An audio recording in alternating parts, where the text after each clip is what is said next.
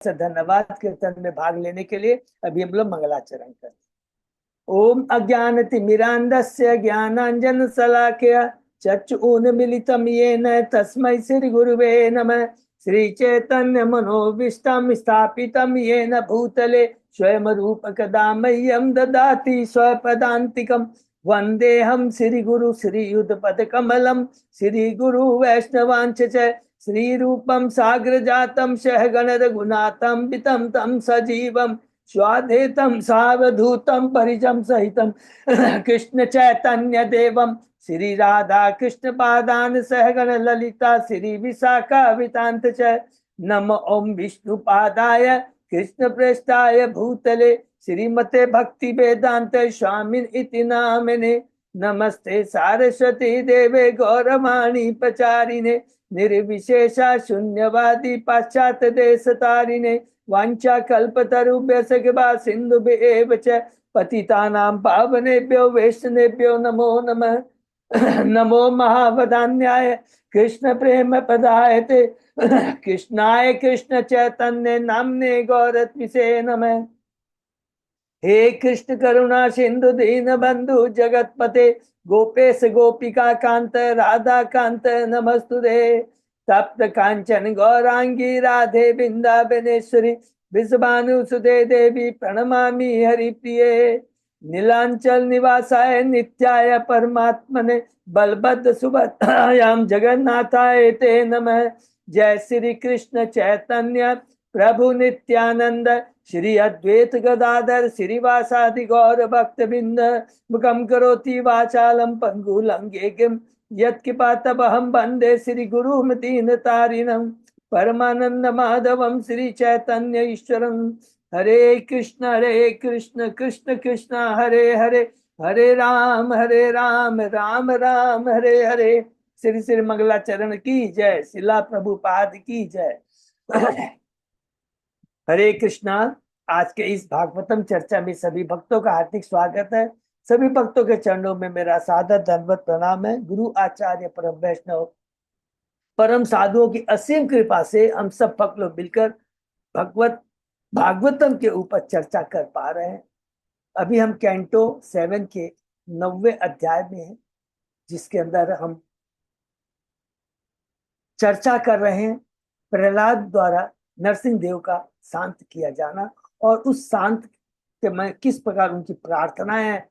प्रहलाद महाराज की हम बद्ध जीवों को शिक्षा देने के लिए इतनी दिव्य प्रार्थनाएं हैं, जिसको हम लोग अभी चर्चा कर रहे हैं। उसके पहले हम लोगों ने 8 अध्याय कंप्लीट किए। बहुत संक्षेप में दोहराते हैं। पहला अध्याय में क्या बताते हैं सुखदेव गोस्वामी जी परीक्षित महाराज को कि भगवान पक्षपात नहीं करते हैं। ये बहुत इंपॉर्टेंट है।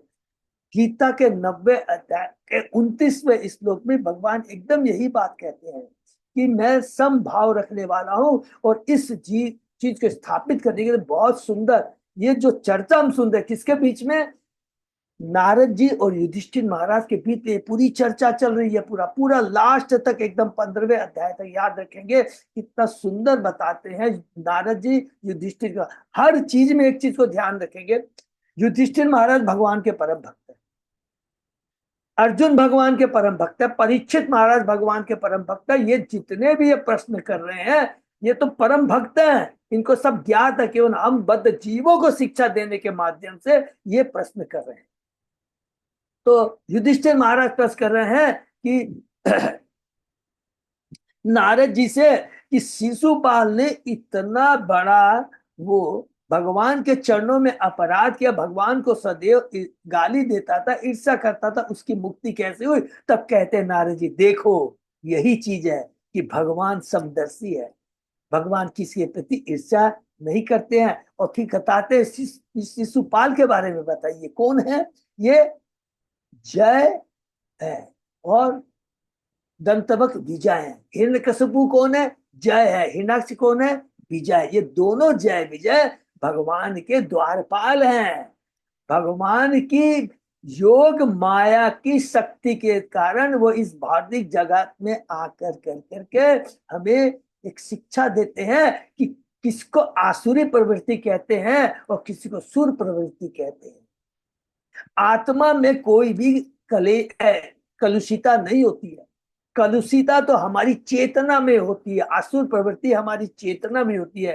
काम, क्रोध, लोभ, ये सारी चीजें है ना, ये हमको याद रखना, ये हमारी चेतना में है, कलुषित चेतना का कारण है।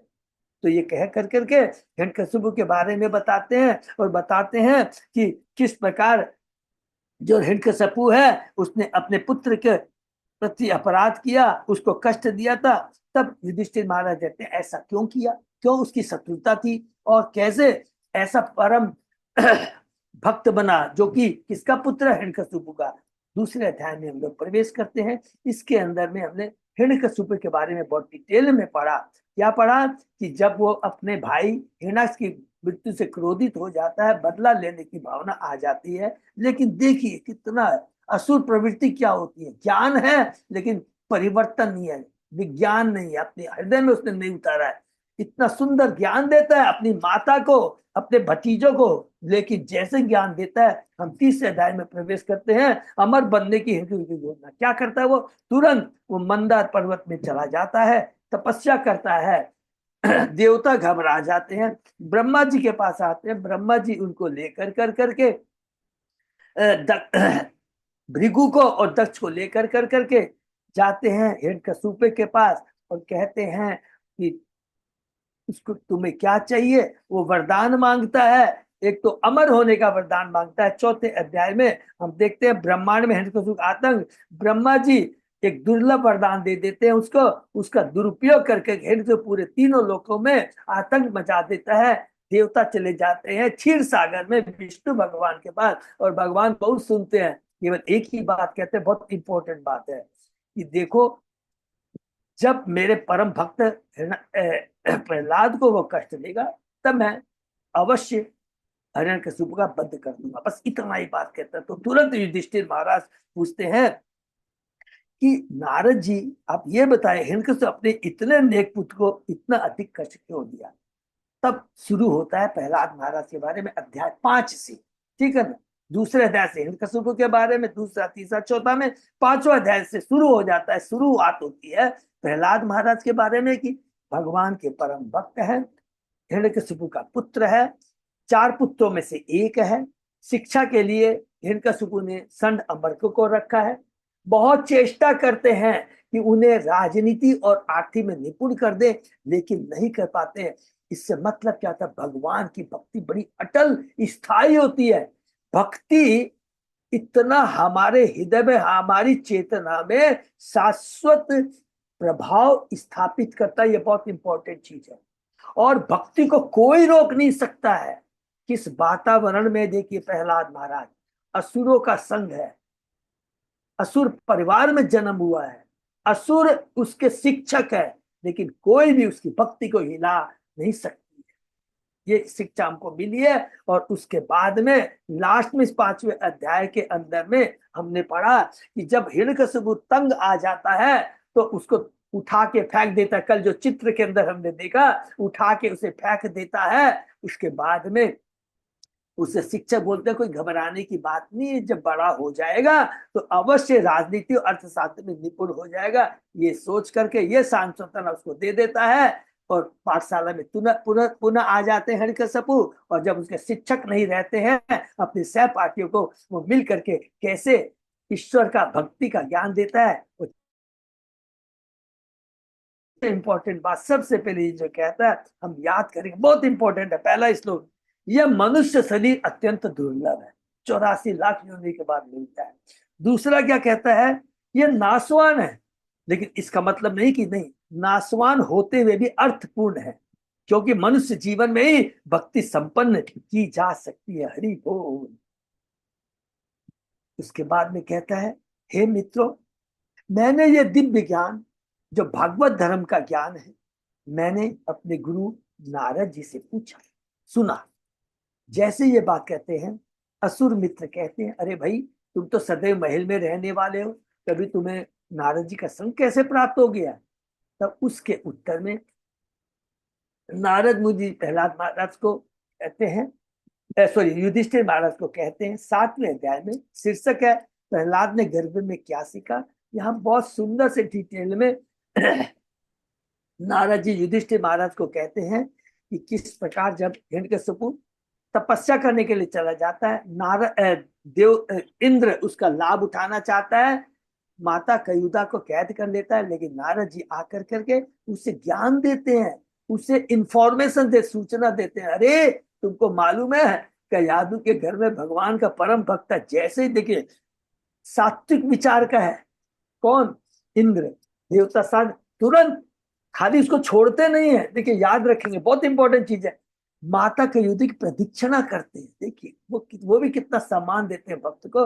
और उसके बाद में नारद जी बताते हैं युधिष्ठिर महाराज को क्या क्या उसने ज्ञान, क्या क्या उपदेश उसने नारद मुनि से। सबसे पहले बताते हैं आत्मा के बारे में, बताते हैं आत्मा का ज्ञान बहुत देते हैं डिटेल में कि आत्मा एवं परमात्मा दोनों ही आध्यात्मिक है, भौतिक परिवर्तन से मुक्त है, आत्म प्रकाशित है, अतः जगत दाने की या मैं शरीर हूं, ये सब क्या है? ये हमारी भौतिक चेतना है। आत्मा तो स्वतंत्र है, निष्कलंक है, और इसमें कोई परिवर्तन नहीं आता है।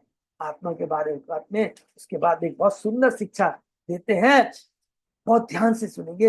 वास्तव में कोई इस भौतिक जगत में सुख ही नहीं है।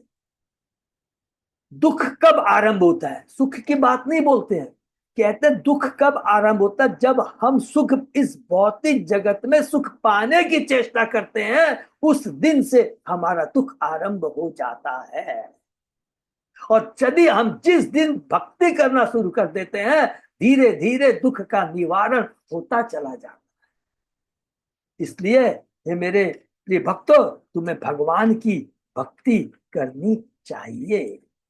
ये बहुत दिव्य ज्ञान देते हैं। और शुद्ध भक्ति के लिए, शुद्ध भक्ति करने से हमारा पाप में जीवन है वो खत्म हो जाएगा। हम पुनः अपने आध्यात्मिक स्वरूप माने सच्चिदानंद स्वरूप, आत्मा का स्वरूप क्या? सच्चिदानंद है। भगवान सच्चिदानंद है, आत्मा भी सच्चित आनंद से पूर्ण है, क्योंकि वो भगवान का अंश है। ये शिक्षा देते हैं। अध्याय 8 में प्रवेश करते हैं। शीर्षक है भगवान नरसिंह द्वारा असुर का वध। तो यहाँ पर स्टार्टिंग में क्या बोलता है कि जब हिरण्यकशिपु को यह बात पता लगता है तो क्रोधित हो जाता है। लेकिन उसके पहले हमने क्या पढ़ा? दो चीजें हुई है कि जो प्रहलाद महाराज ने बताया अपने सैनिकों तो सारे जो असुर मित्र थे अपने संड अमरक को त्याग देते हैं। जैसे शुक्राचार्य, बलि महाराज ने शुक्राचार्य को त्याग दिया था, उसी प्रकार उसको त्याग कर कर करके भक्ति में समर्पित हो जाते हैं, भक्त बन जाते हैं। इतना ही नहीं, दूसरा संड अमरक अब प्रहलाद महाराज को डांटते नहीं है, सहपाठी अपने अपने स्टूडेंट्स को डांटते नहीं है, बल्कि घबरा जाते हैं डर के। पर हिरण्यकशिपु के पास जाते हैं। हिरण्यकशिपु प्रहलाद महाराज को बुलाता है और क्या सुंदर प्रश्न, क्या उत्तर, तुम में ये बल कहां से आया? प्रहलाद महाराज का उत्तर क्या है? मेरे में जो बल आया है, जिनसे आया है, उन्हीं से आपको मिला है और इस भौतिक जगत में सबको मिला है। मेरा परमात्मा, मेरा भगवान सब जगह सर्वव्याप्त है। तो क्या तुम्हारे इस खंबे में भी है? अवश्य है। खंबे को वो तोड़ता है, उससे हिरण्यकशिपु निकलता है, सॉरी, नरसिंह भगवान प्रकट होते हैं। और किस प्रकार नरसिंह भगवान हिरण्यकशिपु का वध कर देते हैं, ये 8वें अध्याय में पढ़ा। और जैसे ही हिरण्यकशिपु का वध हो जाता है, फिर हमने क्या इंपॉर्टेंट चीज पढ़ा? सब लोग आ जाते हैं, सारे देवता, सिद्ध लोग, पितृ लोग से, विद्याधर लोग से, अप्सराएं, चारण, यक्ष, किंकर, बेताल, किंपुरुष सब आ जाते हैं और एक एक करके स्तुति करना शुरू करते हैं। लेकिन उस स्तुति का क्या प्रभाव होता है? भगवान नरसिंह को प्रसन्न नहीं कर सकते। क्यों नहीं प्रसन्न कर सकते हैं? क्योंकि सबने अपना रोना धोना किया था। अरे हम ऐसे तकलीफ में थे, अब हम आपने मार दिया, अब हम आराम से, सब यही कह रहे हैं अब हम भौतिक जगत में ही रहना चाहते हैं, हम भौतिक जगत में सुखी है। एक भगवान का भक्त भौतिक जगत के सुख को नहीं चाहता है, भौतिक जगत में भी रहते हुए सदैव भगवान का स्मरण करता रहता है। ये बहुत इंपॉर्टेंट शिक्षा है यहाँ पर। तो अध्याय 9 में प्रवेश करते हैं। शीर्षक है नारद मुनि महाराज से यहाँ पर कहते हैं, ब्रह्मा शिव यहाँ तक कि लक्ष्मी जी भी भय के कारण भगवान नरसिंह के पास न जा सकी, तब ब्रह्मा जी ने प्रहलाद को आगे किया। प्रहलाद आके आते हैं, दंडवत प्रणाम करते हैं।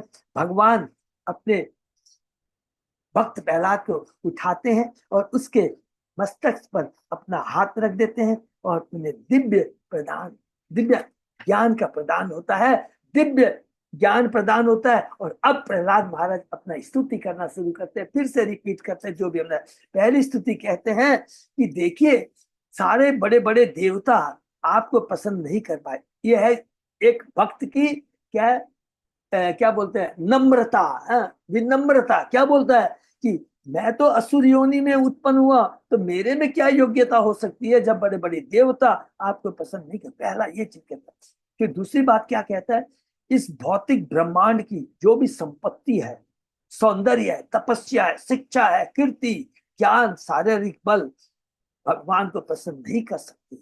केवल भक्ति के द्वारा ही भगवान प्रसन्न होते हैं। उज्ज्वलंत उदाहरण देते हैं गजेंद्र का। उसके बाद में कहते हैं भगवान को किसी भी भेंट की आवश्यकता नहीं होती है। हम जो भगवान की पूजा करते हैं, वंदना करते हैं, हम अपने प्योरिफिकेशन के लिए करते हैं। भगवान तो एकदम सद ऐश्वर्य से, तो किसी चीज की दरकार नहीं। चौथा, अज्ञानता के कारण जो भी व्यक्ति इस भौतिक जगत में प्रविष्ट होने के लिए बाध्य हुआ है, वह अपने इस भौतिक जीवन को पवित्र बना सकता अगर वह भगवान की प्रार्थना करे।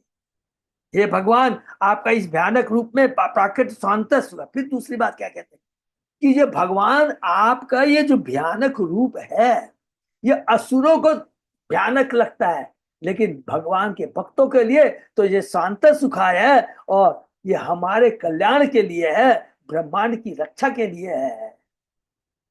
मेरा पिता महाअसुर अब मारा जा चुका है, कृपा करके अब आप थोड़ा सा शांत हो जाइए। हे भगवान, मैं आपके इस विकराल रूप से भयभीत नहीं हूं। कितनी सुंदर बात करता है, इतना इंपॉर्टेंट हो गया। मैं किससे भयभीत हूं? मैं भयभीत हूं कि मुझे ये जो संगति मिली है ना, असुर की संगति में आ पड़ा हूं। मैं इस संसार में अपने जीवन दशा से, इस बद्ध जीवन से अत्यधिक भयभीत हूं। हमें डरना किससे चाहिए कि ये मनुष्य योनि मिली है और इसका हम सदुपयोग नहीं कर पा रहे, भौतिकता में लगे हुए हैं, इंद्र तृप्ति में लगे हुए हैं। इससे डरना चाहिए, न कि मेरी संपत्ति चली गई, मेरा इसने ये कर दिया, मैंने ये कर दिया। ये सब टेम्परेरी है। वह क्षण कब आएगा जब आप मुझे आपके उन चरण कमलों में बुला लेंगे जो बद्ध जीवन से मोक्ष के चरण, जो माने आपके चरम लक्ष्य को प्रदान करते हैं। इस दुखमय जीवन से निकलने की एकमात्र औषधि आपकी सेवा में संलग्न होना है। कृपा मुझे ऐसी सेवा का उपदेश दी। मैं मुझ आत्मा और हंसों की संगति में रहकर, आपकी दिव्य प्रेमा भक्ति में लगे रहकर प्रकृति के 3 गुणों से पूर्णतः कलमश रहित हो सकूंगा और इस अज्ञान के सागर को पार कर सकूंगा। कब? जब मुझे मुक्त आत्मा शुद्ध भक्तों की संगति मिलेगी। हे भगवान, आपकी कृपा के बिना देदाजी अपने कल्याण के लिए कुछ भी नहीं कर सकता। ये बहुत इंपॉर्टेंट श्लोक है, प्लीज इसको याद। हे भगवान, आपकी कृपा के बिना देधारी जीव अपने कल्याण के लिए कुछ भी नहीं कर सकता। उदाहरण, इतना पावरफुल उदाहरण है। एक माता पिता अपने बच्चे को कितनी भी सुरक्षा दे दे, लेकिन जब तक भगवान की इच्छा नहीं है, वो अपने बच्चे को मृत्यु से बचा नहीं सकते। एक वैद्य, एक डॉक्टर, कितना बड़ा ही डॉक्टर हो, कितना बड़ा वैद्य हो, भगवान की जब तक इच्छा नहीं हो, अच्छी से अच्छी वो दवा दे दे, वो रोगी को बचा नहीं सकता। बचा सकता कौन है? कृष्ण, जिसकी समर्पण में आता है। जैसे कि एक मछली, इतने विशाल सागर के अंदर में एक छोटी सी मछली, क्योंकि वह सागर को समर्पित रहती है, उसका कुछ नहीं बिगड़ता है, जबकि बड़े बड़े नाव जहाज उसके अंदर डूब जाते हैं। हे प्रभु, एक चींटी से लेकर ब्रह्मा तक प्रकृति इन 3 गुणों के अधीन है। अतः इस जगत में सारे व्यक्ति, आप शक्तिमान की शक्ति के वशीभूत हैं। आप शक्तिमान है, तो हमें किसके अधीन होना चाहिए? किसी शक्ति के प्रति आकर्षक नहीं होना चाहिए, चाहे देवता शक्ति हो, दुर्गा देवी, नहीं। हमें होना चाहिए समर्पित शरणागत किसके? शक्तिमान के, जो कि वही शक्तिमान सारी शक्ति के स्रोत हैं। हे भगवान, मेरे पिता जो भौतिक ऐश्वर्य से इतने शक्तिशाली थे, जिनकी बहु की गतियों से लोग विनष्ट हो जाते थे, घबरा जाते थे, ऐसे शक्तिशाली पिता को आपने बड़ी मेहनत से नहीं, एक क्षण में ध्वस्त कर दिया। इस भौतिक जगत में कोई कितना ही शक्तिमान, ऐश्वर्यमान, प्रभावशाली क्यों ना हो, वह सदैव बना नहीं रहता है। केवल भगवान, भगवान की भक्ति, भगवान का धाम ही बना रहता है, शाश्वत है। ये पढ़ा, उसके आगे देखते हैं क्या प्रहलाद महाराज प्रार्थना कर रहे हैं। हम लोग आज आगे पढ़ते हैं। ओम नमो भगवते वासुदेवाय, ओम नमो भगवते वासुदेवाय, ओम नमो भगवते वासुदेवाय। नारायण नमस्कृत नरम चैव नरोत्तमं, देवी सरस्वती व्यासं ततो जयं उदीरये। नष्टाय स्वभद्रेषु नित्यं भागवत सेवया, भगवती उत्तम श्लोके भक्ति भक्ति नष्ट की।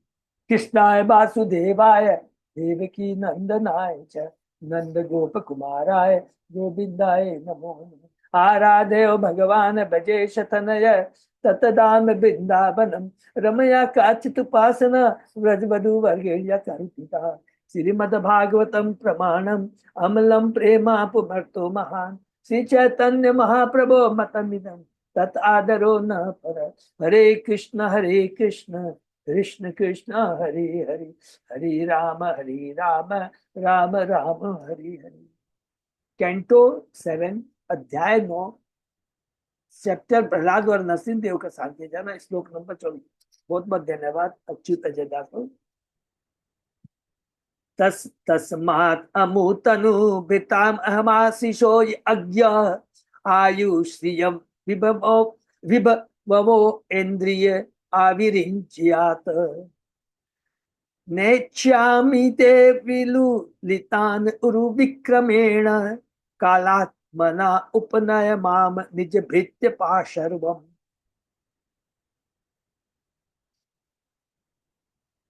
हे भगवान, अब मुझे सांसारिक ऐश्वर्य, योग शक्ति, दीर्घायु तथा ब्रह्मा से लेकर एक शुद्ध चींटी तक के सारे जीवों द्वारा भोग्य अन्य भौतिक आनंदों का पूरा पूरा अनुभव। आप शक्तिशाली काल के रूप में इन सबों को नष्ट कर देते हैं, अतः मैं अपने अनुभव के आधार पर इन सबों को नहीं चाहता। हे भगवान, मेरी प्रार्थना कि आप मुझे अपने शुद्ध भक्त के संपर्क में रखे और निष्ठावान दास के रूप में उसकी सेवा करने दे। हरि बोल। सारी जगह पूरी भागवत के अंदर में ये प्रभुपाद जी की कृपा है कि शुद्ध भक्तों का संग करवा दीजिए, नहीं तो हमारी गति नहीं है। कितना ही ज्ञान हो जा, कितना हम सब कुछ कर ले, भक्तों का संग जरूरी है। गुरु के प्रति, गुरु के शरणागत, गुरु का आश्रय लेना, दीक्षा लेना बहुत जरूरी है, नहीं तो हम कुछ नहीं कर सकते। श्रीमद् भागवत अध्ययन करते मनुष्य को अध्यात्म ज्ञान के इस महान ग्रंथ में उल्लेखित ऐतिहासिक घटनाओं से प्रहलाद महाराज जैसा अनुभव प्राप्त हो सकता है। उसे चाहिए कि वह प्रहलाद महाराज के चरण कमलों का अनुसरण करते हुए अनुभव द्वारा सीखे कि सारा भौतिक ऐसा किसी क्षण नष्ट हो सकता है। हरि बोल। यहाँ तक कि यह शरीर जिसके लिए हम अनेक इंद्रिय आनंद प्राप्त करना चाहते हैं, किसी भी क्षण नष्ट हो सकता है, किंतु आत्मा शाश्वत है। हरि बोल। न हन्यते हन्य माने शरीर, आत्मा शरीर के विष होने पर भी कभी नष्ट नहीं होता। अतः बुद्धिमान व्यक्ति को चाहिए कि वह आत्मा के सुख की चिंता करिए। आत्मा का भोजन है भगवान का नाम, हरि नाम संकीर्तन, इस शरीर के लिए नहीं। यदि किसी को ब्रह्मा जी तथा अन्य देवताओं जैसी दीर्घायु मिल जाती है तो वह भी विनष्ट हो जाएगी। अतः बुद्धिमान मनुष्य को अमर अविनाशी आत्मा की ही चिंता करनी चाहिए। वास्तविक तो अमरता किसमें? आत्मा में सत्य चित्त आनंद से पूर्ण है।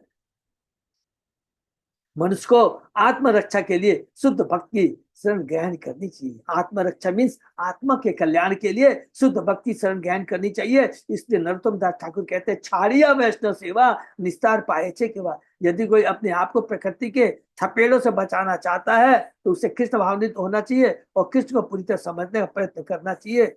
जैसा कि भगवत गीता में कहा है, जन्म कर्म चाहे दिव्य एवं ये व्यक्ति तत्वतः है। मनुष्य को चाहिए कि सच्चाई के साथ कृष्ण को समझे। शुद्ध भक्त की सेवा के द्वारा ही ऐसा संभव है। हरि बोल। अगर भगवान को जैसे जाना नहीं जा सकता, लेकिन अगर भगवान के गुणों को समझना चाहते हैं उसको, तो एकमात्र शुद्ध भक्तों की सेवा से ही ये चीज है, तभी हम कृष्ण को समझ सकते हैं। इस पर प्रहलाद महाराज नरसिंह से प्रार्थना करते हैं कि उन्हें भौतिक ऐश्वर्य न प्रदान करके शुद्ध भक्त तथा दास के सानिध्य में रखे। इस जगत में प्रत्येक बुद्धिमान व्यक्ति को प्रहलाद महाराज का अनुसरण करना चाहिए। देखिए क्या वर्ड लिख रहे प्रभुपा जी। हर बुद्धिमान व्यक्ति को, अगर वास्तव में हम कहते हैं कि हम बुद्धिमान है, आध्यात्मिक ज्ञान ये होना चाहिए कि हम कौन है, भगवान कौन है, भगवान से हमारा क्या संबंध है, भगवान से खोए संबंध की विधि क्या है, हरिनाम, और हरिनाम करने की विधि क्या है, शास्त्रों का अध्ययन करना, हरिनाम विधि शास्त्रों का अध्ययन करना, हरिनाम का जप करना, ये सब संभव एकमात्र है शुद्ध भक्तों के संग करना।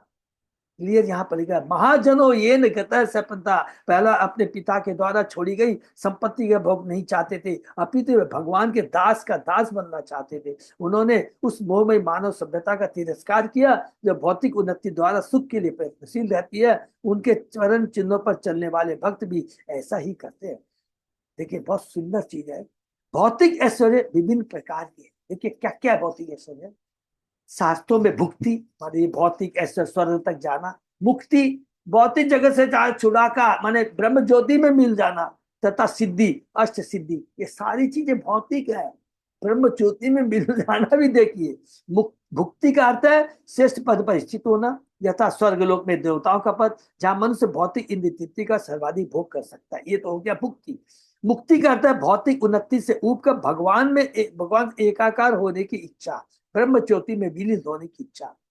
सिद्धि योग्य जैसे कठिन अभ्यास द्वारा 8 प्रकार की अनिमा, लघिमा, महिमा आदि प्राप्त करना है। ऐसे सारे लोग जो भुक्ति, मुक्ति या सिद्धि द्वारा किसी भौतिक उन्नति के इच्छुक है, वे काल कर्म में दंडनीय है और वे पुनः भौतिक कार्यकलापों में लौट आते हैं। प्रहलाद महाराज ने इन सबों का बहिष्कार कर दिया। वे शुद्ध भक्त के निर्देशन में एक दास की भांति लगे रहना चाहते। बहुत ही इंपॉर्टेंट ये श्लोक है।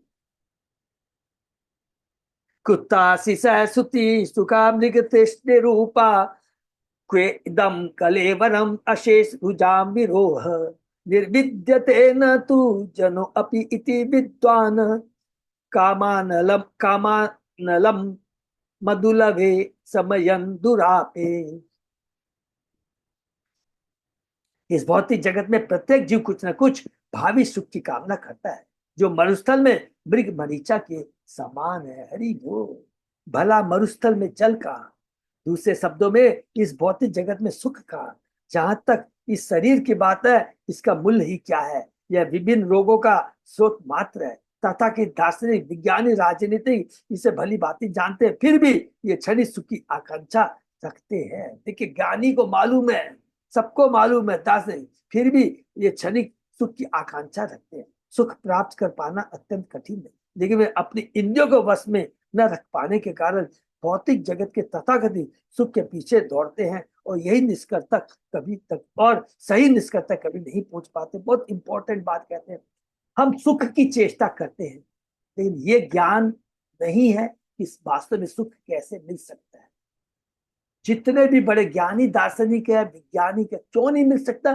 क्योंकि वो सारा सुख भौतिक चीजों में, भौतिक आविष्कारों में, उसके अंदर सोचते हैं कि इसमें सुख मिल सकता है, इसमें सुख मिल सकता है। लेकिन वास्तव में ब्रह्मांड की किसी भी कोने में कोई भी भौतिक संपत्ति से, भौतिक संबंध से, भौतिक शक्ति से सुख नहीं मिल सकता। एकमात्र सुख मिल सकता, उसके चाहिए दिव्य शक्ति, और वो दिव्य शक्ति वो है हरि नाम, उसी से मिल सकता है। एक बंगला गीत है जिसमें बताया गया कि मैंने सुख के लिए यह घर बनाया कि दुर्भाग्य से आग लग गई और अब सब कुछ जलकर राख हो गया। इससे भौतिक सुखी की प्रकृति का चित्रण होता है। प्रत्येक व्यक्ति इसे जानता है, फिर भी वह कुछ ना कुछ मोहक बात सुनना या सोचना चाहता है। दुर्भाग्यवश काल के साथ उसकी सारी योजनाएं ध्वस्त हो जाती है। ऐसे अनेक राजनीतिक जिन्होंने साम्राज्य श्रेष्ठता तथा विश्व निरंतर की योजनाएं तो बनाई, किंतु कालक्रम में उनकी सारी योजनाएं तथा समाज, यहाँ तक कि राजनीतिक स्वयं भी नष्ट हो गए। जो योजना बनाने वाला है वो खोए स्वयं ही नष्ट हो गया है। हरि बोल।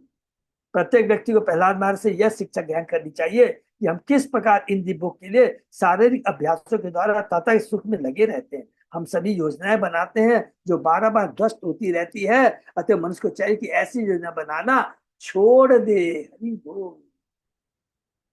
जिस प्रकार घृत डाल का कोई व्यक्ति प्रज्वलित अग्नि को समित नहीं कर सकता, उसी तरह कोई भी व्यक्ति अपने इंद्रिय भोग के लिए योजनाएं बनाकर तुष्ट नहीं हो सकता है। यह प्रज्वलित अग्नि भव महाधावाग्नि है। जंगलों में स्वमेव आग लगती है, किसी को प्रयास नहीं करना पड़ता। हम इस जगत में सुखी रहना चाहते हैं, किंतु यह कभी संभव नहीं है। इससे तो इच्छाओं की अग्नि में वृद्धि होगी। हरि बोल। हमारी इच्छाएं भ्रामक विचारों तथा योजनाओं से ही पूरी नहीं हो सकती। प्रत्युत हमें भगवान के उपदेश का पालन करना चाहिए। सर्वधर्मान परित्यज्य मामेकम शरणं, तभी हम सुखी हो सकेंगे, अन्यथा सुख के नाम पर हम दुख भोगते रहेंगे। हरि बोल। क्वाहम रजय प्रभव ईश तमो अधिकेश कस्मिन् जात सुरेत रकुले त्वा अनुकंपा न ब्रह्मणो न तु भवस्य न वे रमाया यत में अर्पित शीर्षि पद्म कर प्रसाद। हे प्रभु, हे परमात्मा, कहाँ घोर नारकी रजो तथा तमोगुणी परिवार में उत्पन्न हुआ, और वहां आपकी अहेतु की कृपा जो ब्रह्मा जी, शिव जी या लक्ष्मी जी को भी प्राप्त नहीं हो पाती। आप कभी भी इनके सिरों पर अपना हाथ नहीं रखते, कि आपने मेरे सिर पर हाथ रखा। हरि बोल। अपनी अपने को कितना भाग्यशाली समझते हैं। तो भाग्यशाली कौन है? जो भगवान को शरणागत है, जो भगवान का परम भक्त है, भगवान का शाश्वत दास है। प्रहलाद महाराज भगवान के अहेतु की कृपा से आश्चर्यचकित थे, क्योंकि यद्यपि वे असुर कुल में उत्पन्न हुए थे, और यद्यपि भगवान ने ब्रह्मा शिव या अपनी नित्य से लक्ष्मी जी के सिर पर भी कभी हाथ नहीं रखा था, तो भी नरसिंह देव ने प्रहलाद महाराज के सिर पर कृपा पर अपना हाथ रखा। यही अहेतु की कृपा है। भगवान की अहेतु की कृपा किसी भी व्यक्ति को प्राप्त हो सकती है। कोई भी जात पात, किसी भी चंडाल योनि, शुद्ध योनि हो, चाहे ब्राह्मण हो, चाहे क्षत्रिय वैश्य हो, उसे कृपा प्राप्त हो सकती है। कंडीशन यही है, उसे भक्त बनना पड़ेगा, चाहे इस जगत में या किसी भी पद पर क्यों ना हो। कोई भी व्यक्ति, चाहे उसकी भौतिक स्थिति कुछ भी हो, परमेश्वर की पूजा करने के लिए उपयुक्त है। इसके लिए कोई भी क्वालिफिकेशन नहीं है। इसकी पुष्टि भगवद गीता में कहते हैं, माम या योग अभिचारेण भक्ति योगेन सेते सगुणान समत्यान ब्रह्म भूयाय कल्पते। जो पूरी तरह भक्ति में लगा रहता है, जो किसी भी परिस्थिति में च्युत नहीं होता, वह तुरंत प्रकृति के गुणों को पार कर ब्रह्म पद को प्राप्त होता है। जो कोई भगवान की निरंतर भक्ति करता है, वह आध्यात्मिक जगत में स्थित रहता है, और उसे भौतिक गुणों सतो रजो तमो गुण से कुछ भी लेना देना नहीं रहता है। बहुत सुंदर चीज है। जो कोई भगवान की भक्ति में आध्यात्मिक जगत में स्थित रहता है, अर्थात इसका मतलब क्या हुआ? भौतिक जगत में रहते हुए हरि नाम का जप करता है। जहां जप करता है वो वातावरण तो कृष्णमय हो जाता है, वो भौतिक नहीं रहता है। हमारी चेतना इंद्रिया भौतिक नहीं, आध्यात्मिक हो जाती है। सब कुछ आध्यात्मिक हो जाता है, और जब आध्यात्मिक हो जाता है, आप देखेंगे हम लोग पाएंगे क्या, हमारे में एक दिव्य आनंद का अनुभव होता है। निर्भय हो जाते हैं, सारे शोक मोह जय सारे दूर हो जाते हैं। देखिए हम रियलाइज कर सकते हैं।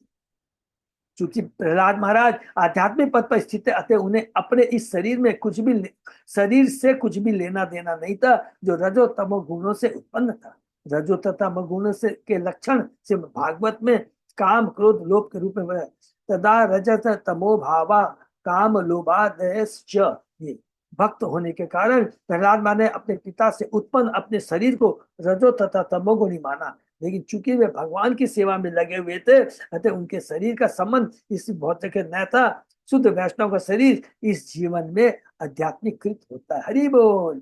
उदाहरण, जब लोहे को अग्नि में रखा जाता है तो वह लाल हो जाता है, और वह लोहा न होकर करके अग्नि बन जाता है। उसी पर भगवान की भक्ति में संलग्न भक्तों के साथ भौतिक शरीर भी आदित्य अग्नि में निरंतर रहने के कारण आध्यात्मिक बन जाते हैं। उसे भौतिक पदार्थ से कुछ भी लेना नहीं होता है। उन्हें कभी भी अपने दिव्य भक्त के शरीर को, आचार्यों को, गुरुओं के इस शरीर को कभी भी भौतिक नहीं समझना चाहिए।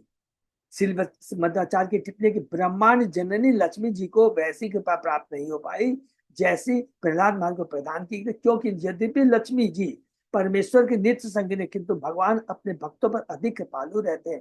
दूसरे शब्दों में भक्ति इतनी महान है कि जब निम्न कुलों में उत्पन्न व्यक्ति भी भगवान की सेवा करते हैं तो वह उन्हें स्वीकार होती है और उसमें लक्ष्मी जी के द्वारा की गई सेवा से बढ़कर मांगते। हरि बोल। स्वर्ग लोक में वास करने वाले ब्रह्मा, इंद्र तथा अन्य देवता विभिन्न चिंताओं चेतनाओं में स्थित रहते हैं, इसलिए कभी कभी असुरों द्वारा पीड़ित होते रहते हैं। किंतु एक भक्त निम्न लोकों में भी स्थित रहकर किसी भी परिस्थिति में कृष्ण भावनित का जीवन भोगता। हरि बोल। पढ़ता है, स्वतः कर्मतः वह जिस तरह कर्म करता है, जिस तरह अन्यों से शिक्षा ग्रहण करता है या जिस तरह अपने भौतिक कार्यकलाप करता है, प्रत्येक दशा में जीवन का आनंद भोगता, हर दिशा में। इस प्रसंग में मध्वाचार्य ने ब्रह्म तर्क में उल्लेखित निम्नलिखित श्लोक उद्धृत किए हैं। श्री ब्रह्म ब्राहिंद्र ब्रह्म ब्राह्य इंद्रादि त्रिकतत स्त्री पुरुष तुता अद्यन्ते च क्रमादेव सदा मुक्तो स्मृतावपि हरि भक्तो च तत्ज्ञाने सुखे च नियमेन तु परतः स्वतः कर्मतो वा न कतश्चित् ततन्यथा।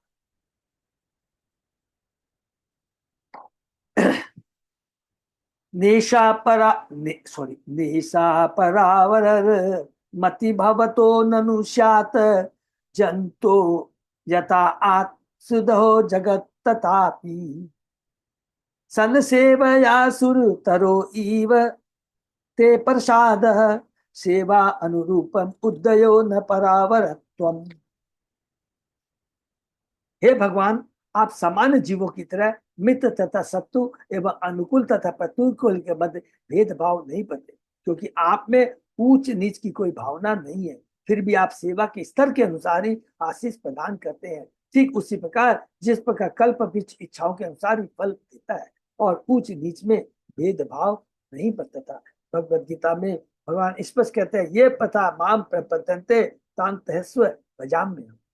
जो जिस तरह मेरी शरण में आता है, जो जिस तरह मेरी शरण में आता है तदनुसार मैं उसे पुरस्कार प्रदान, माने जिस भाव से मेरी पूजा करता है, मेरी शरण में आता है, उस अनुपात में मैं उसे फल प्रदान करता हूँ। जैसा कि श्री चैतन्य भाव ने कहा, जीव स्वरूप हो कृष्ण नित्य, प्रत्येक प्राणी कृष्ण का नित्य दास है। जीव अपनी सेवा के अनुसार कृष्ण से स्वतः आशीर्वाद प्राप्त करता है, क्योंकि वे यह भेदभाव नहीं बरतते कि यह व्यक्ति मुझसे धनिष्ठता पूर्वक जुड़ा है और वह है जिससे मैं नहीं चाहता। कृष्ण हर एक को अपनी शरण में आने की सलाह देते हैं। सर्वधर्मान परित्यज्य मामेकम शरणं। भगवान से जो संबंध बनता है वह उनके प्रति की गई सेवा तथा शरणार्थी के अनुसार होता है। इससे सारे विश्व में जीव स्वयं ही बड़े या छोटे पद का चुनाव करते हैं।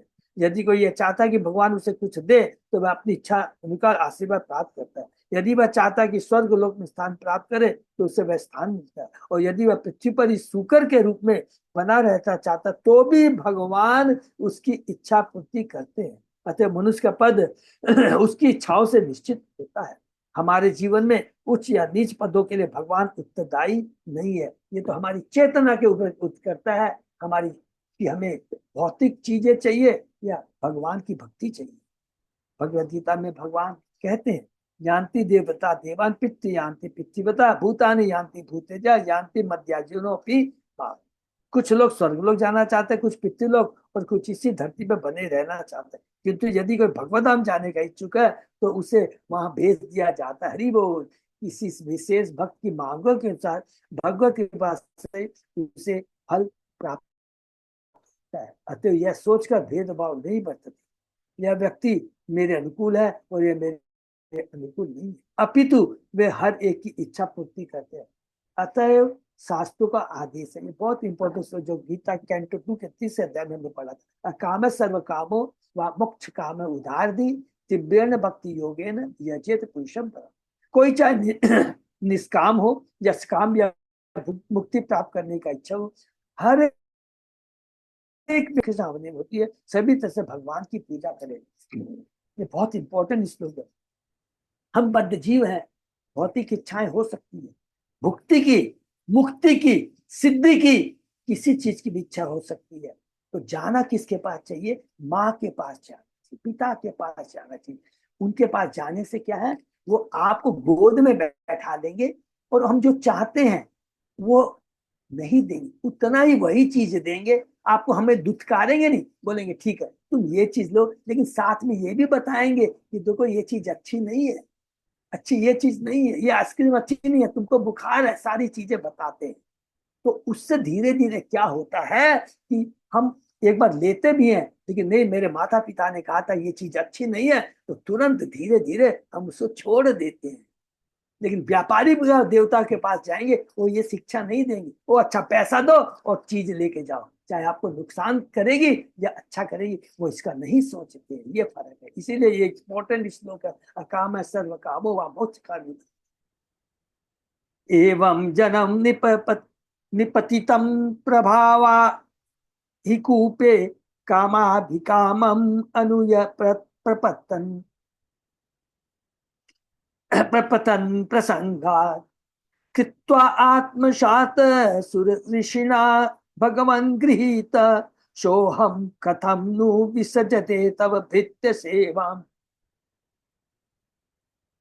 हे भगवान, मैं एक एक करके भौतिक इच्छाओं की संगति में आने से सामान्य लोगों का अनुगमन करते हुए सर्पों के अंधे कुएं में गिरता जा रहा था, किंतु आपके दास नारद मुनि ने कृपा करके मुझे अपने शिष्य के रूप में स्वीकार कर लिया और मुझे यह शिक्षा दी कि इस दिव्य पद को किस तरह प्राप्त किया जाए। हरि बोल। अतएव मेरा पहला कर्तव्य है कि मैं उनकी सेवा करूं। भला मैं उनकी यह सेवा कैसे छोड़ सकता हूं? देखिए कितनी बड़ा इंपॉर्टेंट श्लोक है। भगवान अपने भक्त के मुंह से बुलवाना चाहते हैं कि मेरा भक्त प्रामाणिक गुरु आचार्य कितना महान होता है। किसके सामने भक्त बोल रहा है? भगवान के सामने, कि नारद की सेवा मुझे करनी है, कि गुरु कितना महान होता है। ये भगवान बुलवा रहे हैं प्रहलाद महाराज के मुख से। जैसा कि बात के श्लोक में पता चलेगा, जब भगवान ने प्रहलाद को मनवांछित वर मांगने के लिए कहा कि उन्होंने ऐसे वर को अस्वीकार कर दिया, तिरस्कार कर दिया। उन्होंने उलट कर भगवान से यह प्रार्थना की, अपने दास नारद मुनि की सेवा में मुझे लगा रहने दे। हे भगवान, आपका जो परम भक्त परम दास नारद है उसकी सेवा में मुझे लगने दे। यह शुद्ध भक्त का लक्षण है। मनुष्य को चाहिए कि पहले गुरु की, ऐसा नहीं होता कि कोई अपने गुरु को छोड़कर भगवान की सेवा करने की इच्छा करे। वैष्णव के लिए यह सिद्धांत नहीं है। नरोत्तम दास कहते हैं, तादेर चरण सेवी भक्त सनिवास जन्म जन्म होय यही अभिलाष। बहुत इंपॉर्टेंट।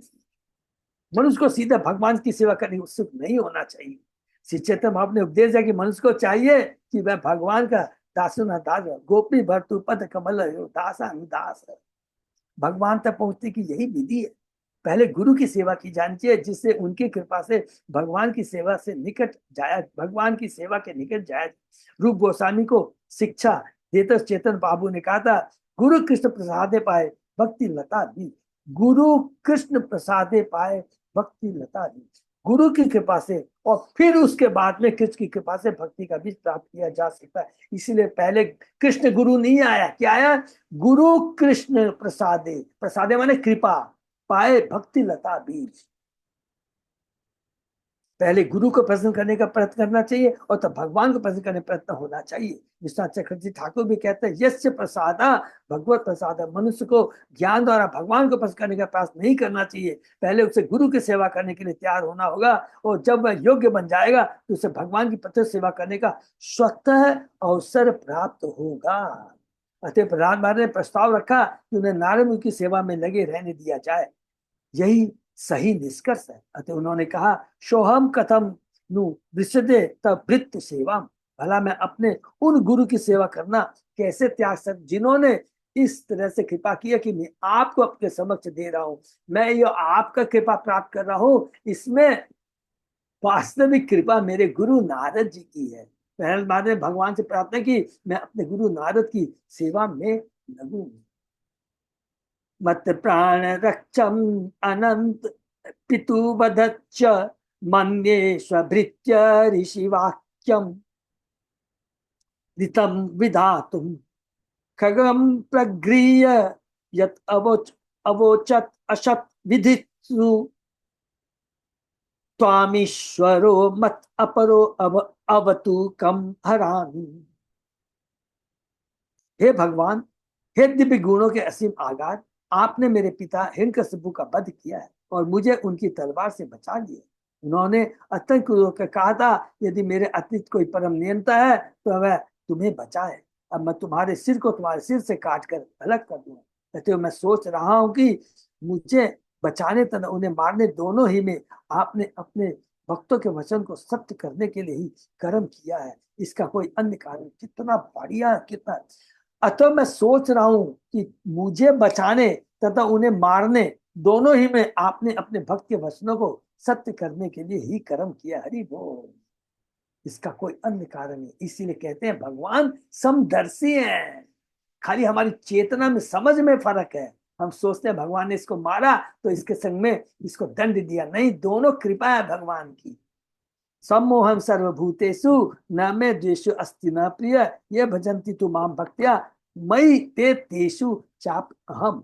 भगवान निसंदेह समदर्शी है। न तो कोई उनका मित्र है न कोई शत्रु, किंतु मनुष्य जीवन से लाभ की, किंतु मनुष्य भगवान से लाभ की कामना करते हैं तो भगवान उन्हें देने में अत्यंत प्रसन्न होते हैं। विभिन्न जीवों के उच्च तथा निम्न पद पर उनकी इच्छाओं के साथ होते हैं, क्योंकि भगवान समदर्शी होने का हर एक की इच्छा पूर्ति करते हैं। हिरण्यकशिपु का वध तथा प्रहलाद महाराज की रक्षा का होना भी परम नियंता के कार्यकलापों के इसी नियम के अनुसार है।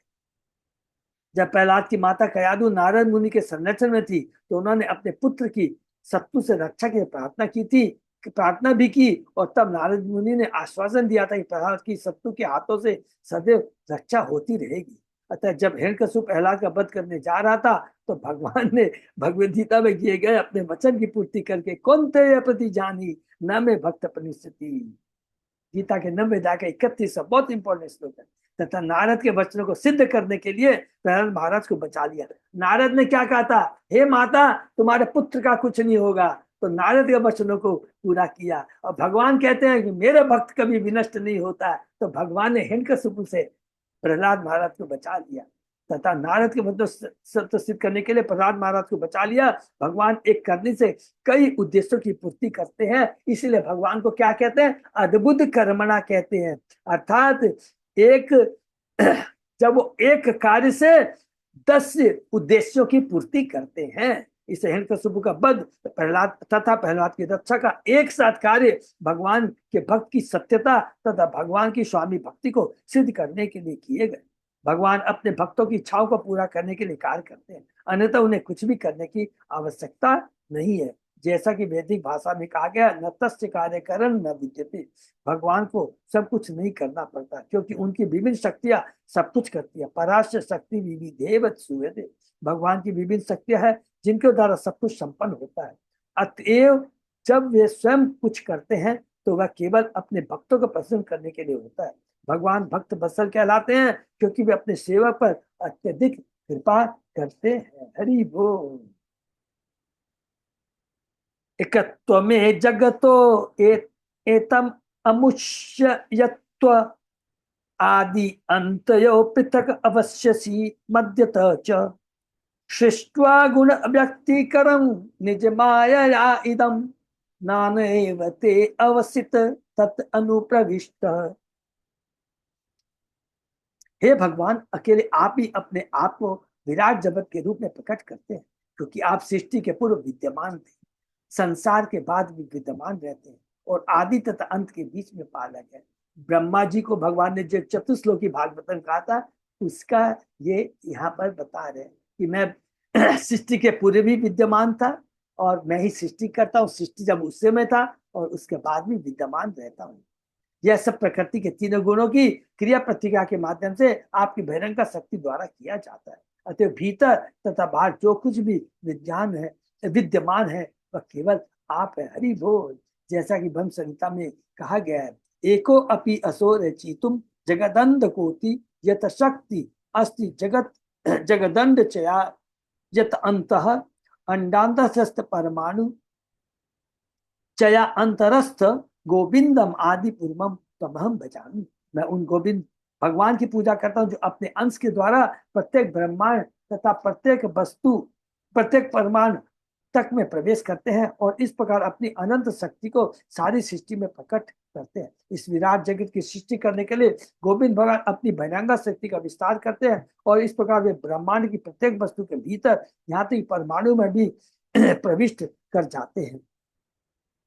क्षीरोदक्षाई विष्णु के रूप में परमात्मा के रूप। इसलिए भगवान द्वारा अपने भक्तों के पालन में जो कार्यकलाप संपन्न किए जाते हैं वे भौतिक न होकर दिव्य होते हैं। वे प्रत्येक वस्तु में कार्यकाल के रूप में विद्यमान रहते हैं, फिर भी वे पृथक होकर इस जगत से परे रहते हैं। इसकी पुष्टि भगवद गीता में के मया तत् इदम सर्व जगत जगत अव्यक्त मूर्तिना मतस्थानी सर्वभूतानि न चाहम तेषु अवस्थित। संपूर्ण विराट जगत भगवान की शक्ति का विस्तार मात्र है। प्रत्येक वस्तु उन्हीं पर टिकी है और फिर भी वे सृजन पालन संहार से परे पृथक रहते हैं। भांति भांति की सृष्टि उनकी भयंकर शक्ति से उत्पन्न है। चूंकि शक्ति तथा शक्तिमान एक है, माने अचिंत भेदाभेद, अतः सारी वस्तु एक है। सर्व कल विदम ब्रह्म, अतः परम ब्रह्म या कृष्ण के बिना कुछ भी विद्यमान नहीं रहता। भौतिक तथा आध्यात्मिक जगत का अंतर यही है कि उनकी भौतिक शक्ति भौतिक जगत में, किंतु उनकी आध्यात्मिक शक्ति आध्यात्मिक जगत में प्रकट होती है। फिर भी दोनों शक्ति का संबंध परमेश्वर से ही होता है। अतः ज्ञान के उच्च स्तर पर भौतिक शक्ति की अभिव्यक्ति नहीं हो पाती, क्योंकि प्रत्येक वस्तु आध्यात्मिक शक्ति होती है। जिस शक्ति में भगवान की सर्वव्यापक अनुभूति नहीं हो पाती वह भौतिक कहलाती है। हरि बोल। जिस शक्ति में भगवान की सर्वव्यापकता की अनुभूति नहीं हो पाती वह भौतिक कहलाती है, अन्यथा प्रत्येक वस्तु आध्यात्मिक है। इसलिए प्रहलाद महाराज कहते हैं एकतस्त्वमेव जगत्तेतम, आप सब कुछ है। तो ये यहाँ पर इस श्लोक में प्रहलाद महाराज भगवान के ईश्वर तत्व के बारे में बता रहे हैं। तम वा इदम सत असत सत ईस भवान ततोन्ये माया यतात्म पर बुद्धि इयम ही अपार्था यत यस्य जन्म निधनम स्थि इक्षणम च तत्वा एतत् एव वसुकालवत् अष्टितर्वो।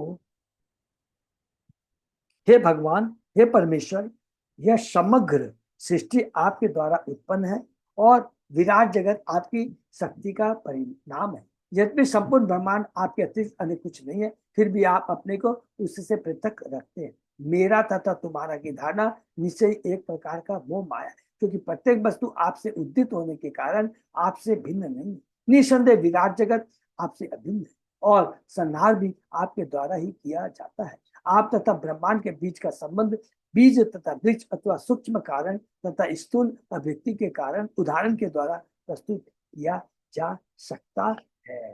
भगवान की श्रेष्ठता, ईश्वर तत्व, भौतिक जगत भगवान की बहिरंगा शक्ति, आध्यात्मिक जगत भगवान की अंतरंगा शक्ति, इसके बारे में प्रहलाद महाराज कह रहे हैं।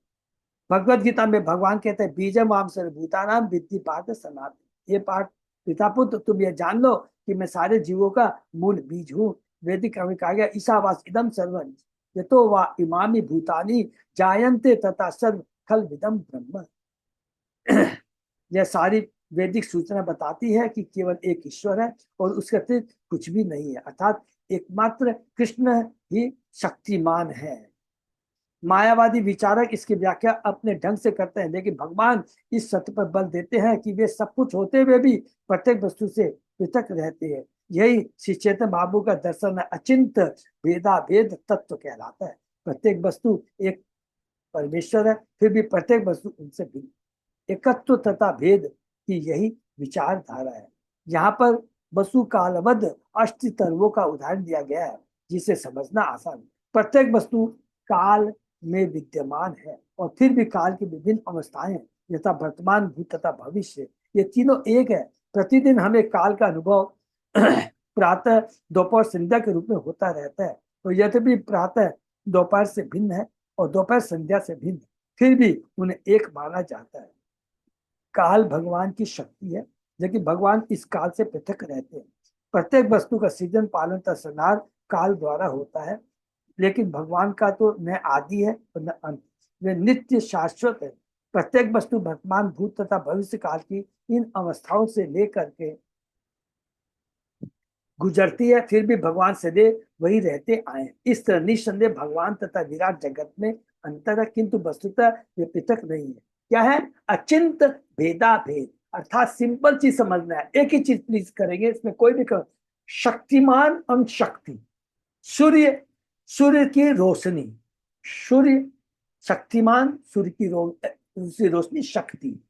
सब चीज सिंपल है। शक्ति के बिना, शक्तिमान के बिना शक्ति का कोई अस्तित्व नहीं है। यह है अचिंत भेदाभेद। किंतु असली एकत्व मायावादी की धारणा के तुल्य नहीं है। वास्तविक ज्ञान तो यह है कि सारे अंतर भगवान की शक्ति द्वारा प्रकट होते हैं। बीज वृक्ष के रूप में प्रकट होता है, जिसमें तना, शाखे, पत्तियां, मूल तथा फल भी भीतर है। इसलिए श्री भक्ति विनोद ठाकुर ने गाया, केशव तुया जगत विचित्र। हे भगवान, आपकी सृष्टि विविधता पूर्ण है। यह विविधता एक होते हुए विभिन्न है। यही अचिंत भेदाभेद तत्व दर्शन है। ब्रह्म संहिता में जो निष्कर्ष दिया है, वह ईश्वर परम कृष्ण सच्चिदानंद अनादि आदि गोविंद सर्व कारण का। गोविंद नाम से विख्यात कृष्ण परम नियंता है। उनका शरीर सच्चिदानंद स्वरूप है। वे सबों के उद्गम है, उनका कोई अन्य उद्गम नहीं है, क्योंकि वे समस्त कारणों के प्रधान कारण है। क्योंकि भगवान परम कारण है, अतः प्रत्येक वस्तु उन्हीं में रहती है। किंतु जब हम अपनी विविधताओं पर विचार करते हैं तो पाते हैं कि एक वस्तु दूसरे से भिन्न है। अतः हम इस निष्कर्ष पर पहुंचते हैं कि एक वस्तु तथा दूसरी वस्तु के बीच कोई अंतर नहीं होता, फिर भी उनकी किस्मों में अंतर होता है। इस प्रसंग में मध्वाचार्य सामान्य वृक्ष अग्नि में पड़े वृक्ष का उदाहरण प्रस्तुत करते हैं। यद्यपि दोनों वृक्ष एक है, लेकिन काल के कारण में भिन्न दिखते हैं। काल भगवान के अधीन है, इसलिए भगवान काल से फलस्वरूप प्रगत भक्त सुख तथा दुख में अंतर नहीं मानता।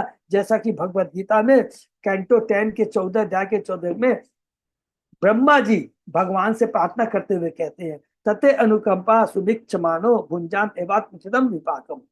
जब तक भक्त तथा के दुख स्थिति में होता है तो उसे भगवान का उपहार या आशीष मानता है। बहुत इंपॉर्टेंट बात है। ये दुख हमें ज्ञान देता है, हमें सतर्क करता है। ये भौतिक जगत दुखालय है, इसलिए दुख बहुत अच्छा है। जब भक्त जीवन की किसी भी स्थिति में कृष्ण भक्त को प्राप्त हुआ रहता है तो उसे मुक्ति पदे, ये दायभाग अर्थात भगवत धाम लौटने का सुपात्र कहा जाता है, अर्थात भगवत धाम लौटने का अधिकारी कहा जाता है। दायभाग शब्द करता है उत्तराधिकार, उत्तराधिकार, पुत्र पिता की संपत्ति का उत्तराधिकारी होता है। उसी प्रकार जब भक्त द्वैत से रहित होकर पूर्णतः कृष्ण भाव नहीं होता है तो वह निश्चित रूप से भगवत धाम को जाता है, अर्थात जिस प्रकार पुत्र अपने पिता की संपत्ति का उत्तराधिकारी बनता है, उसी प्रकार हम भक्ति जब करते हैं तो भगवान के धाम को जाने के हम अधिकारी बन जाते हैं। हरि बोल। तो यही पर हम लोग समाप्त करते हैं। बहुत ही सुंदर प्रहलाद महाराज जी के आज जो हम लोग ने पढ़ा है ईश्वर तत्व के बारे में, भगवान की शक्ति के बारे में, जो किस इस जगत के अंदर में है भगवान की शक्ति का प्राकट्य है। ये सब कुछ होने के बाद भी भगवान इससे अलग रहते हैं, क्योंकि भगवान 3 गुणों से ऊपर है। और भौतिक जगत में जो कुछ भी है, याद रखेंगे, वो 3 गुणों से प्रभावित है, लेकिन भगवान 3 गुणों से ऊपर है। दूसरा चीज यहाँ पर प्रहलाद महाराज जी कह रहे हैं कि बिना गुरु की कृपा के हम भगवान को प्राप्त नहीं कर सकते। तो ये बार बार आता है बीच में, हम थोड़ा सा भूल जाते हैं, लेकिन प्लीज इससे याद रखना है, मनुष्य योनि बहुत दुर्लभ है, आयु बहुत कम है। प्रभुपाद जी की इतनी बड़ी कृपा है, जिनकी कृपा से आज हमें शुद्ध भक्तों का संग मिला है, गुरु के शरणागत होने का संग मिला, दीक्षा प्राप्त करने का संग मिला है, सुअवसर प्राप्त हुआ है। इसका हमें पूरा पूरा लाभ उठाना है। और ये बात देखिए, भगवान को स्वयं प्रहलाद जी कह रहे हैं, ये मैं आपका जो दर्शन कर पा रहा हूं, खड़े शब्दों में मैं बोल रहा हूं, ये आपकी कृपा नहीं है, ये मेरे गुरु नारद की कृपा है। अगर मेरे गुरु नारद नहीं होते तो आप क्या कृपा देते? नहीं होती। देखिए चेतन चेतामृत में आप देखिएगा रघुनाथ दास गोस्वामी कितनी चेष्टा करते हैं भगवान चेतन बाबू से मिलने के लिए, आशीर्वाद के नहीं मिल पाते। तो भगवान जब देखते हैं कि मेरे से मिलने की इसकी इतनी इच्छा है, तो भगवान उनको पहले नित्यानंद के पास में भेजते हैं। नित्यानंद प्रभु हरिदास रघुनाथ दास का स्वामी के माथे पर अपना पांव रखते हैं उनका धन्य हो जाता है। और कहते हैं कि तुम मुझको ओवरटेक करके चेतन बाबू से मिलने जा रहा था, ये तुम्हारा दोष है, ये तुमने गलती की है, और इसका दंड है तुम्हें दही चीड़ा पानी का सबको खिलाना पड़ेगा। और तब से दही चीड़ा पानी का उत्सव होता है। तो बिना गुरु की कृपा के कुछ नहीं हो सकता। ये बहुत इंपॉर्टेंट है, ठीक है ना। हरे कृष्णा। ठीक है, विराम। तो बहुत सुंदर, एकदम पूरा प्रहलाद महाराज की प्रार्थनाओं में सब कुछ ज्ञान मिल जाएगा। भक्ति का ज्ञान, गुरु के बारे में, ईश्वर तत्व के बारे में, जीव तत्व के बारे में, भगवान की शक्तियों के बारे में, भगवान के धाम के बारे में, गुरु की कृपा के बारे में, भक्ति के बारे में सब कुछ मिल जाता है। हरे कृष्णा। यही है। किसी हरे का कोई कृष्णा प्रश्न? प्रभु जी। हरे कृष्णा। हरि बोल। तो बहुत बहुत धन्यवाद सब भक्तों को। तो यही पर विराम देते हैं, थोड़ा सा आज लेट हो गया, सॉरी। हरे कृष्णा प्रभु। अच्युत अजय दास प्रभु। हाँ प्रभु। तो मेरे ख्याल से अनाउंसमेंट तो बस कुछ नहीं है, हाँ? हम्म। बस वही है। मैं जो ये कहता है, ये जो जो हमारा ये जो बुकलेट है, तो मेरा एक सजेशन है, सबका ऑनलाइन में तो है, अगर यदि थोड़ा सा चाहते हैं तो उसका प्रिंट आउट भी ले सकते हैं, अगर किसी की इच्छा है तो, हाँ? तो वो एक तो हैंडी हो जाएगा, तो अच्छा हो जाएगा। ठीक है ना? ठीक है प्रभु, तो वो कर सकते। कुछ हरे प्रिंट आउट कृष्ण। करवा लेंगे। हाँ। तो इसी को विराम दे। सब लोग अपना अपना कर लेंगे प्रभु, हाँ? हम्म। खाली हम लोग बता दिए। हरे कृष्ण। ये कोई विराम दे। हरे कृष्णा। सभी भक्तों का बहुत बहुत धन्यवाद। कैसे विराम करते हैं, विकल्प